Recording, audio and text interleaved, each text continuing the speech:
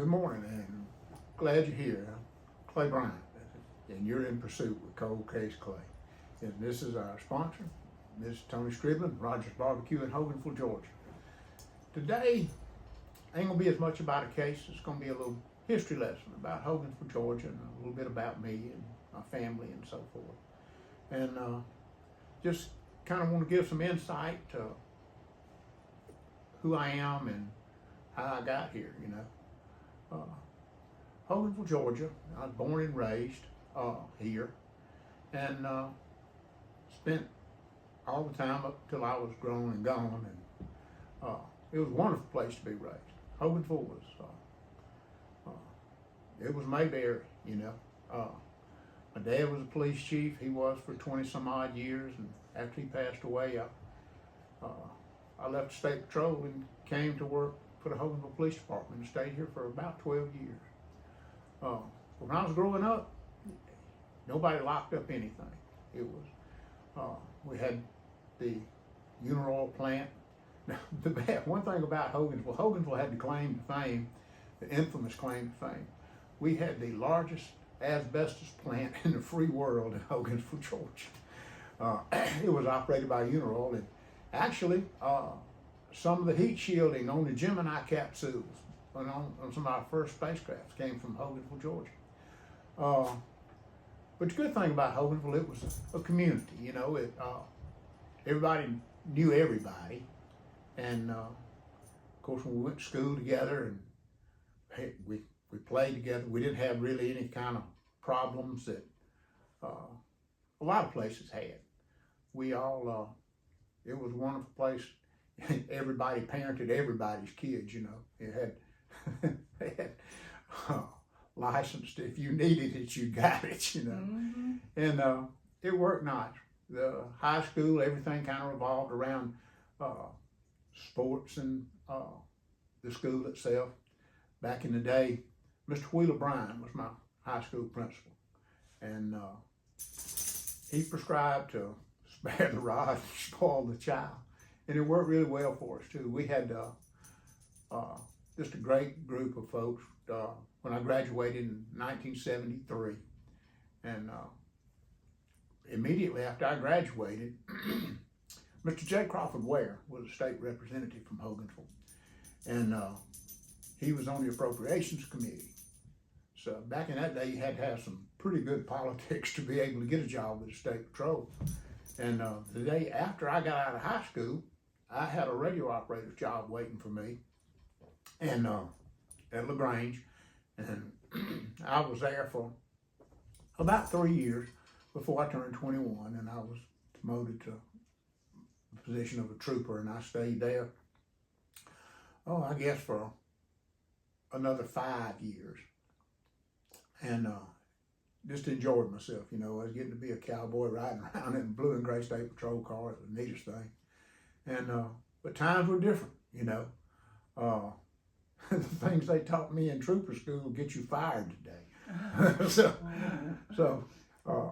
But basically, how I got where I am is, and I've said this before, and you may have heard me say it, but I was raised on the seat of a police car by one of the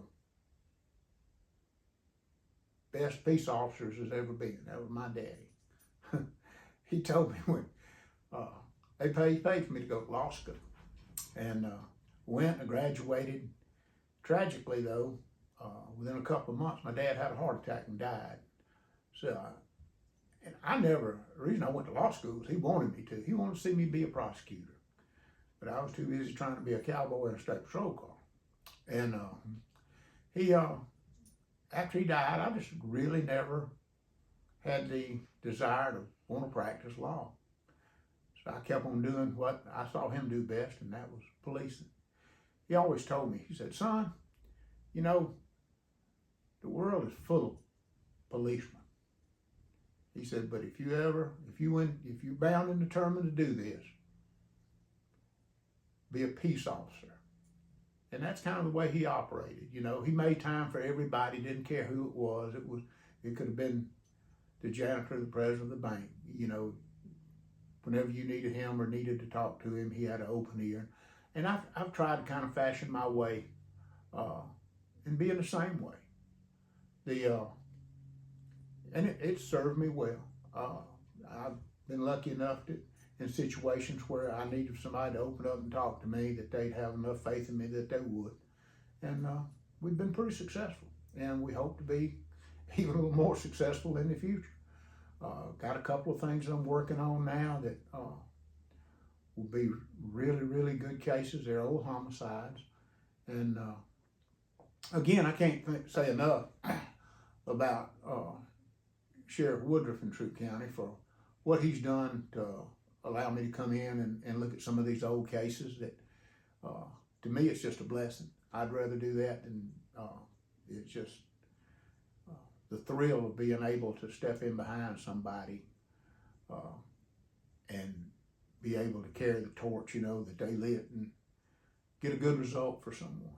Of course, you ain't gonna get them all, but so far we've got our share, and we're gonna get a few more. But again, I attribute the success that I've had and the things like that to the raising that I had right here in Hogansville, Georgia. And it was, again, when I was a kid, this was Mayberry, What was your street address? Do you still remember it? Oh God, 14 Elm Street. Really? 14 Elm Elm Street. I was over by the old ice house. Mr. Tom Denny had the ice house. I remember back, this dates me now, but when I was a kid, I'd go up there, and he just did it to be nice to me. Back then, they actually still unloaded coal there. Mm-hmm. And he let me go out there and shovel coal, and the ice came in 300-pound blocks. And they always crushed their own ice and stuff like that. And, mm-hmm. I never will forget the old guy that worked on the dock out there. His name was Dan Cameron. And I'd go up there, and Dan would let me be in the way. That's what I was. But it was the neatest place. I can't say enough about the way it was then. And I think it's still pretty nice now. It is. Of all the places you'd want to go, Hogansville, it's like everything else, They made some decisions early on that probably helped hold the city back a bit, from a financial standpoint. But they've overcome a lot of that and got a lot of growth now. But as I hate to say it, Mayberry's gone. And not just in Hogansville, but everywhere. Yeah. And that's sad. Mm-hmm. But because it was just a lot slower and more comfortable then. And, used to, you go out in Hogansville, you could leave home in the morning on your bicycle or walking and go to Slink to the other side of town. Of course, you knew everybody, they knew you. And that could be good, that could be bad. Mm-hmm. Yeah. And you didn't lock a door. When it got about, you knew when the street light came on, you better be at home. Yeah. And that was kind of the clock, and that was about all there was to it. Now, I remember Mr. James Pittman had a little service station right down at the corner of 29 and Elm Street. Mm-hmm. And you could go in there, and there'd be had a pull chain light in it, little place, and he had gas pumps.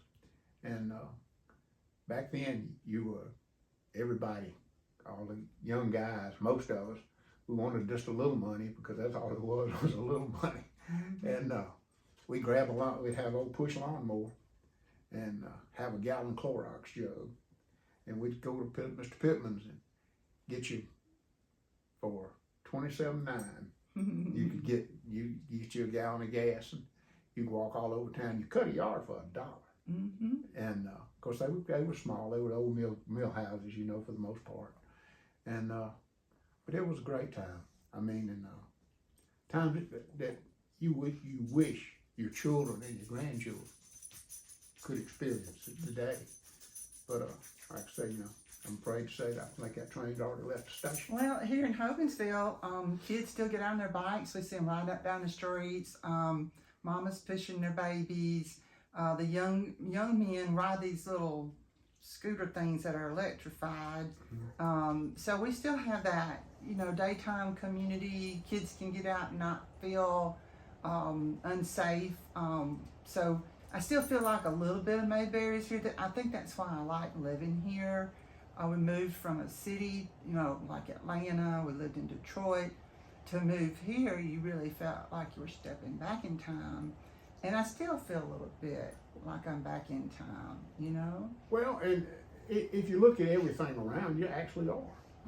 But like I said, it was just, you look back in retrospect and you see you didn't really realize how good you had it. Absolutely. But tell us about your mom. well, my mom. And do you have your brothers and sisters? I have one sister, and she was my half sister, Vivian, and she was 7 years older than me, and so that was a pretty good spread. She kind of had her things to do, but she got her her share of hauling me around. Every time we went, every day I could, I'd grab a fishing pole or a shotgun, and she'd take me somewhere where I could be hunting or fishing with some of my buddies. And she was just a sweet, sweet person. She lives in Nashville, Tennessee now, and my mama worked, just as hard as she actually worked harder than my dad did. She ran retail stores. I remember the first job that I remember Mama having when I was probably 5-6 years old, and she was a cashier at Mr. Ben Brock's grocery store, and it's where the Masonic Lodge is now. Oh, really? It was. And there were 2 stores in town. It was Mr. Red Martin's store and Mr. Brock. And her and Miss Frances O'Neill were the checkout folks. And Thomas Pike was the meat cutter. And Johnny Stone was Thomas Pike? Yes, sir. That became our City councilman, that's right. Wow. And eventually a county commissioner. Mm-hmm. And he, and things revolve around the churches too. Mm-hmm. Faithful member of the Antioch Baptist Church. I was drugged there every Sunday whether I wanted to go or not. A lot of people are. But it's it was just a great place. And like I said, my mom, she worked and she cooked and she did all those things. And her main mission in life was to make sure my daddy didn't look like a clown when he went to work every morning. What do you mean? And, she laid out his clothes every oh, day? yeah. She made sure that, like I say, because Daddy was like me. If you didn't watch out, he'd be wearing a plaid and a plaid and a plaid. But it was What's her name? her name was Doris Bryant, and What was her maiden name? Joyner.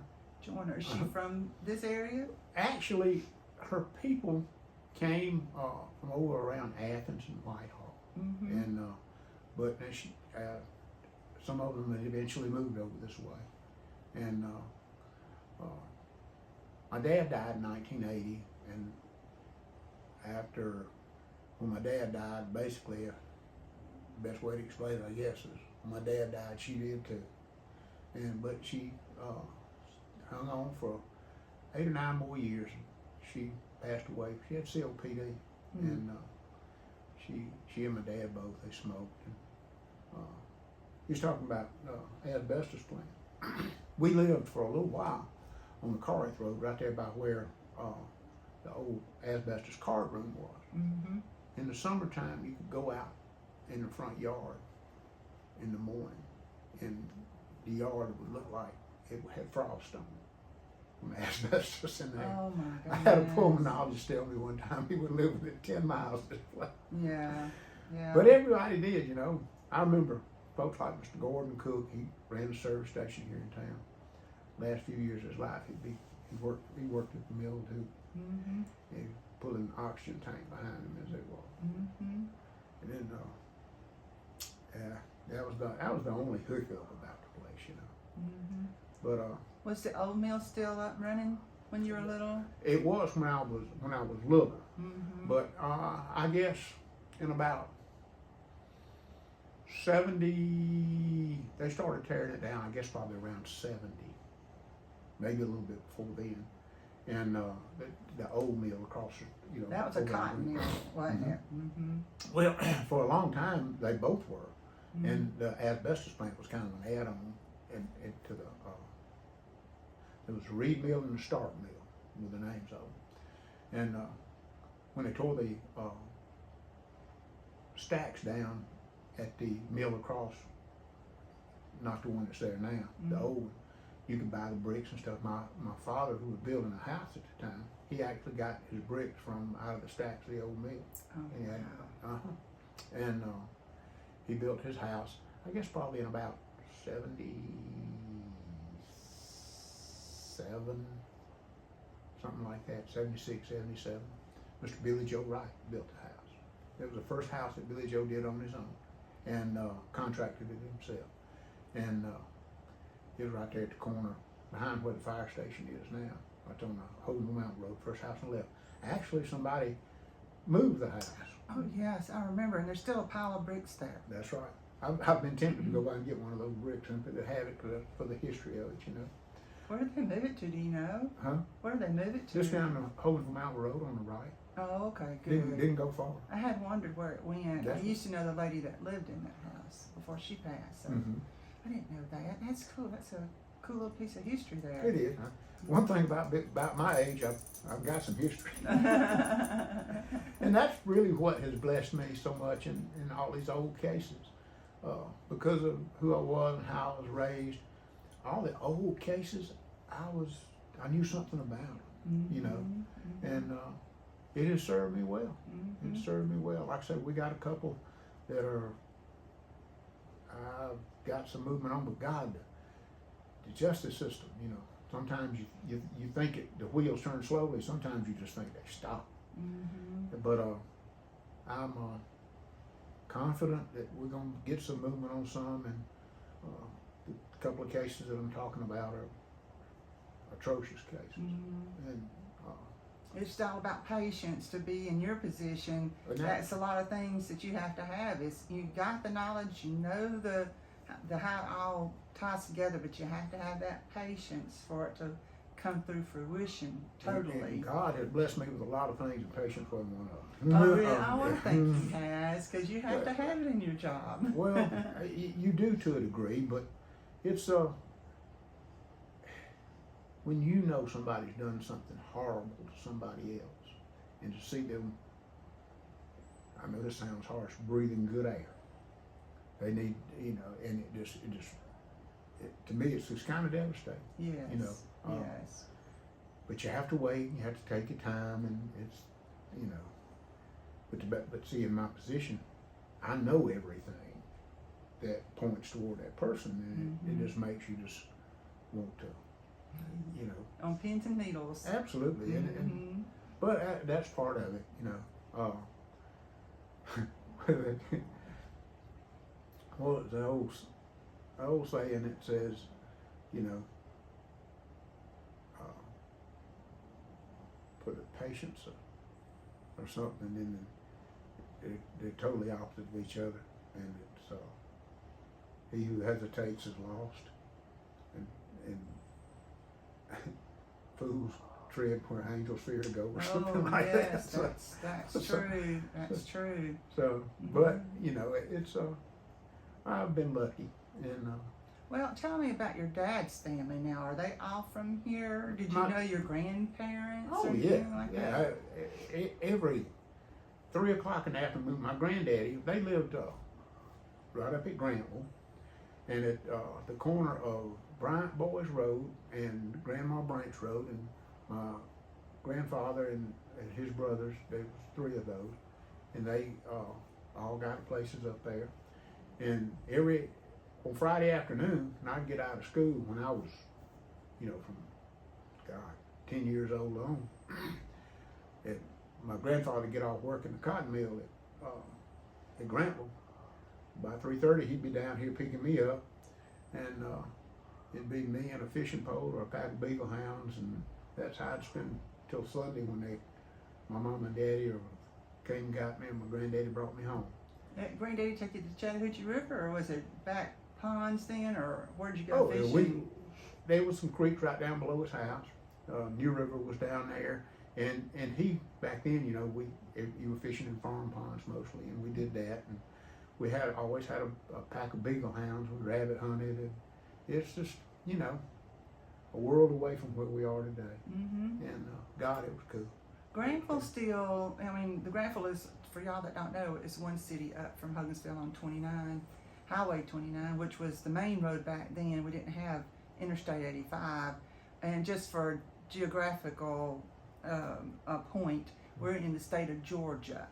And Highway 29 takes you all the way through to Atlanta, all the way back down to Alabama.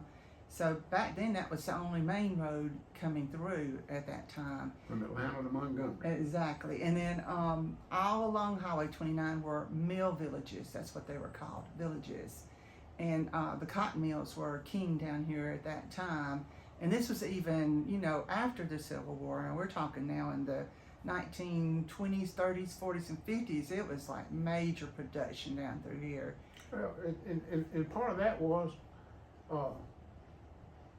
cotton was grown here. You didn't have as much transportation, tried to do as much as it could. But then other countries, and we sold them the technology to do it. We lost a lot of manufacturing, and we've done it in everything, you know. We don't make steel anymore. We don't make, you know, and it has a lot to do with the other parts of the country can get folks to work for less than half of what you go here, and even child labor in other countries. So oh yeah. Now, you know, he and I can get into some good politics right here, but we won't, because we both have some staunch opinions about things going on in the world today. But tell me more about your granddaddy and his brothers.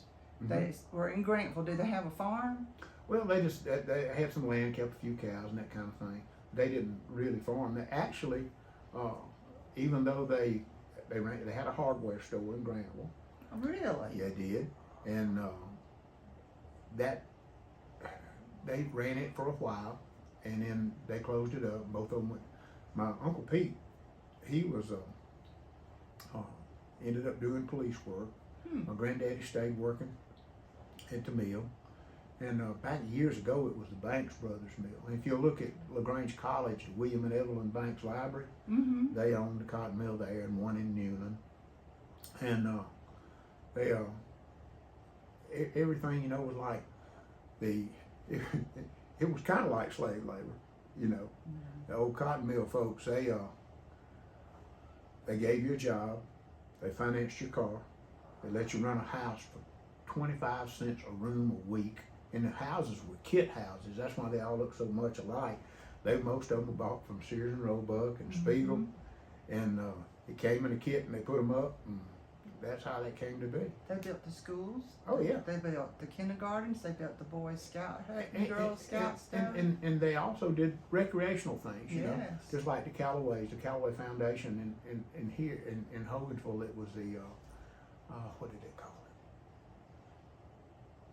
I can't remember, but they built a community building. And The all community those things. center. Yeah. Yes, it's still standing. Yeah. And eventually they just turned that back over to private enterprise. But it was a good thing, because it you know, you think about it and you say, well, gosh, you know, those folks are pretty much indentured folks. But it was at a time when people weren't very educated. They didn't know a lot of what and how to do. Of course, the companies, they benefited from it because they managed your money for you.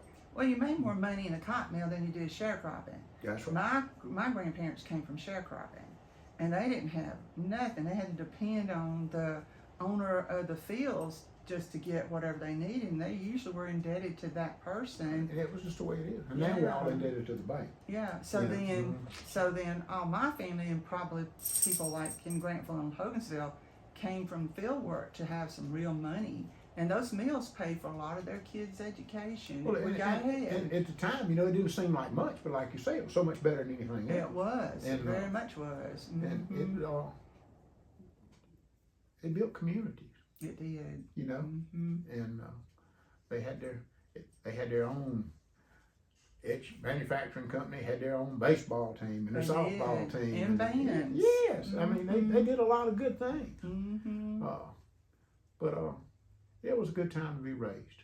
It was, and Do you look know back- how far back your family came to this area? Do you They- have any of that history? You know, I do not. Oh, I got my grandmama and granddad and my great grandmama and granddad, but past that, no. The my last, great grandma and granddad, were they in Grantville too? my great grandmama and granddad on my dad's side, they came from Alabama, and it's like a lot of families back then. If there was a rift in the family, my name has a T on the end, and some of them back when they'd have a family rift, they do things like there's some Bryans that don't, and not to say that we were all kin, because I don't think that surely we weren't, but they did things like that. My wife was a Newsom, and some of the Newsoms dropped to E when they got, you know, some disharmony in the family. Do you know, I'm so glad to hear you say that, because my maiden name is Watkins, Mm-hmm. and there were originally Watkins, Mm-hmm. and they got in a feud, so my side of the family back then changed to WAD. Mm-hmm. And I it mean, was for common. the same reason. It was common. Well, I didn't know that was common. I just thought our people were crazy. I know a lot of folks are crazy, but yeah, that was a different deal. All right, so tell us about your wife and how y'all met, maybe a little bit, and your children, and Well, my wife Beth, we've been married 30-something years, and we got let's see, we got Emily. It was Ashley, Emily Clayton, and that she and I have, and Clayton's a fireman here. Emily's she's in Washington State. She's actually making a living with art. oh, that's very interesting. That's And, what my daughter wants to do. And Ashley's she's in San Francisco, and she works for a nonprofit that like it's like farm to school programs and stuff like that. And our grandkids is Bryant, and it's just, you know, we got 2 granddaughters and 1 grandson. And I say we got now we got 5. Clayton's got a little boy and a little girl. It's that's, and I guess as life goes on, you know, life goes on. I met your son by accident when my neighbor got hurt last weekend, and he came rolling up in the emergency vehicle and helped her. That was pretty interesting. Most of my family, all my life, have been in public service one way or another. And again, I credit the success I've had to the raising I got. I was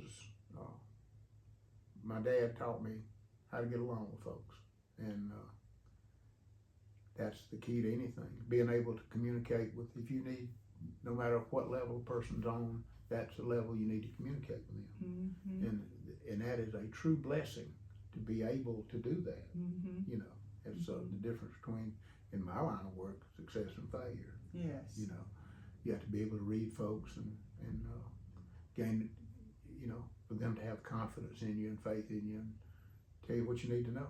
Yeah. Daddy always said, you know, there was a time I'd say, I always kind of questioned that it, like I said, it didn't matter who you were. Anybody got put in jail over the weekend was you standing on our back porch on Sunday morning. And I said, Daddy, God, you know, you devote so much time to people that get yourself in a mess. He kind of chuckled. He said, son, just remember this.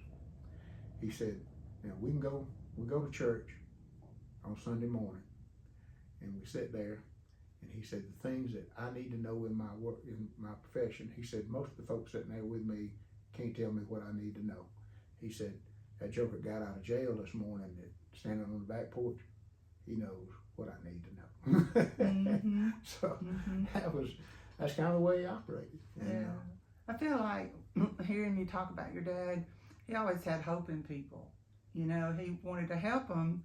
He didn't want destruction, chaos, or criminality in the community, but I think he had hope that people could turn their lives around if they really tried. Well, you know, there's only been one perfect person to walk the face of the earth, and because of who he was and what he was, they crucified him. And that's something to think about. You know, there's redemption for everybody that will seek it for themselves. And I don't mean I do mean from a religious standpoint, but from just a standpoint of life. You know? Yeah. And I have some friends of mine. I've put a lot of my friends in jail, you know, and that they still have value to me. And there's some I put in jail that don't have any value. But well, you know, when people have the potential and you give people the opportunity, they don't take it, no. then you have to go on. There's just nothing you can do about that. Even though you'd want to, you can want to try to help a lot of people, and some people try to help people so much to the point that it hurts them. It don't really help them. That's true, and we do that to our children sometimes. The one thing that my daddy always told me, especially when I was on the state patrol and stuff, you know, every day I walk in the police department out here. He say, "Trooper, come on here and tell me about yourself." He say, he told me one time. He said, "You know, just remember where you are and what you're doing." He said, "If you can change somebody's conduct without taking food out of their mouth, or away from their family or their light bill or their," he said, "if you can do that," he said, "that's the best policing you'll ever do." It's true. And he said, "But some people won't have it," and you know, and it was true. But you know, again, I give a lot of my success to where I came from. Yeah. And that was Hogansville, Georgia.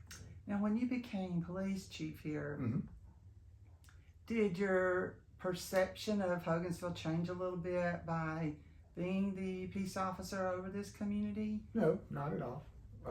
Because when I was with the state patrol, I worked here. You're still patrolling all this area? Troop in Harris County, and and I liked it, and you know, I tried to run the show kind of like my dad did. We did some very progressive things. We had our own adjunct police academy. The police academy in Columbus would come up here, and we used our place for other agencies to come in and train. And we built our own firing range, and we ran the ambulance service out of the police department, which they'd already started doing that, but we became an ALS crowd, and we had paramedics and we trained ourselves, and we did some good things. Some good things. Yeah, I think our current chief and are following in those footsteps because they do the same things. We have our own firing range. We have all kinds of training. We just had a serial killer training course up here that all the officers from around this region were able to come to, and actually they got to talk to serial killers and ask questions over the computer. It was at the Royal Theater. So, and we have dogs now. We have one of the top dog trainers as one of our police officers that go and help other agencies train their dogs. So it's I love our community. I do feel like we're still small, but we're progressive too. Well, I'll tell you something. Small is not a bad thing. It's not. We like it small. Matter of fact, a lot of people are having trouble with the new developments that are coming in, the new subdivisions that are coming in. They're just feeling like they're being run over. But in order to have the quality of life that they want, street lights and paved roads and all that kind of stuff, you got to have that tax base. That's exactly right. And it has as much to do with geography and demographics as anything in the world. And as things around us get developed, you have to have places for folks to live and things like that. And it's just progress, I guess. Yeah, police officers don't like it though. Most all of our police officers would prefer the same small town as but they know that more crime comes in when the community gets larger. I said, but we get more police officers too, so they'll stay under control. Well, times change, and it's a shame that the way people raise children has changed, and they are not held to the accountability that we were when I was a kid. And I say that, you know, but it's the truth. Mm-hmm. Oh yeah. You know, it's the truth. And you just like you said a while ago, you get where you want to do too much, and then you have people that have kids that they defend them about everything that they do.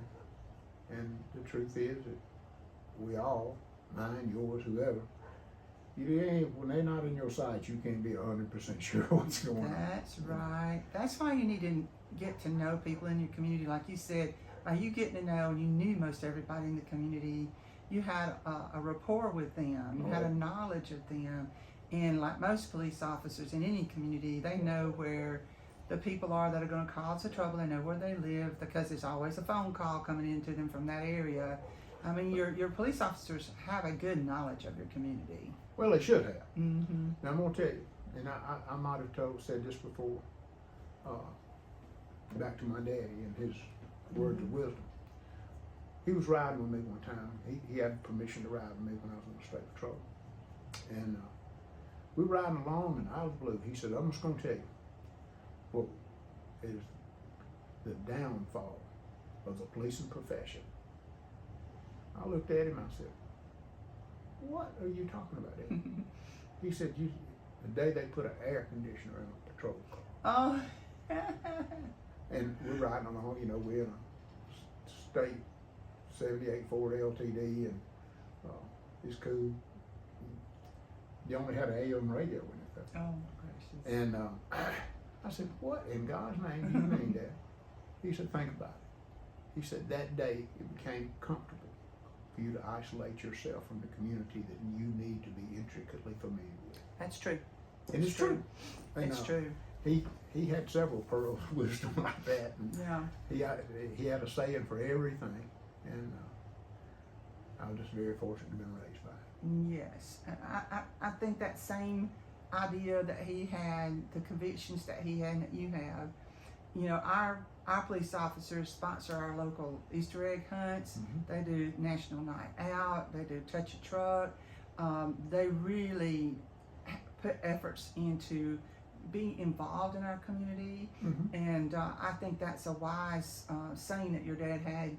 You've got to care about the people, and you got to get out into the community, not sit it behind a sign somewhere waiting just to pull somebody over. You got to know them.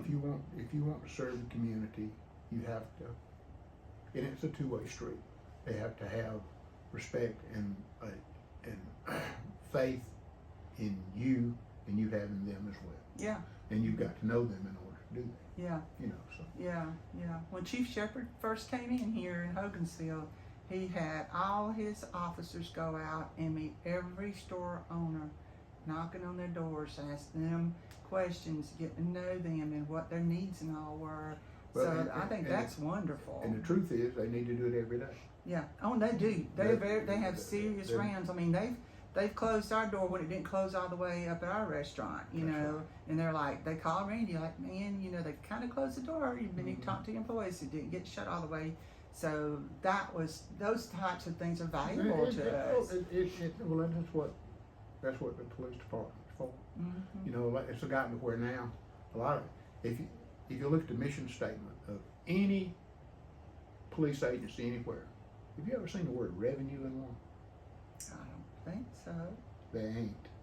And some places have gotten to where that, and there's a public safety factor in it too, but they get dependent on fines and forfeitures and things like that. And that's not the purpose of policing. It's an ancillary part. It's gonna be there, but it ain't the mission. Right. You know. Right. And sometimes we need to remember that. Yes, absolutely. Well, Miss Tony, I think we've had a good discussion this morning, and I hope by next time we've got a little movement on one of these cases, and we might can talk about it some. That'd be good. That'd be exciting. I can't wait.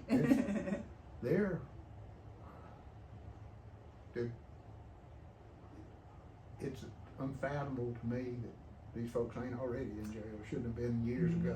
Mm-hmm. But You're gonna take care of that, I'm Well, sure. all you want is justice, Yes. and whatever that is.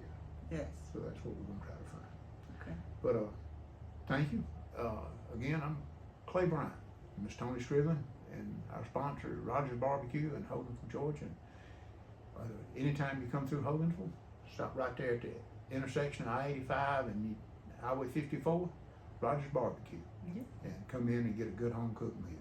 All right. Also, like and then share this this podcast. We'd like for more people to enjoy listening to Clay's stories. Ask us questions, send us comments. We absolutely love them. And we'll see you next time.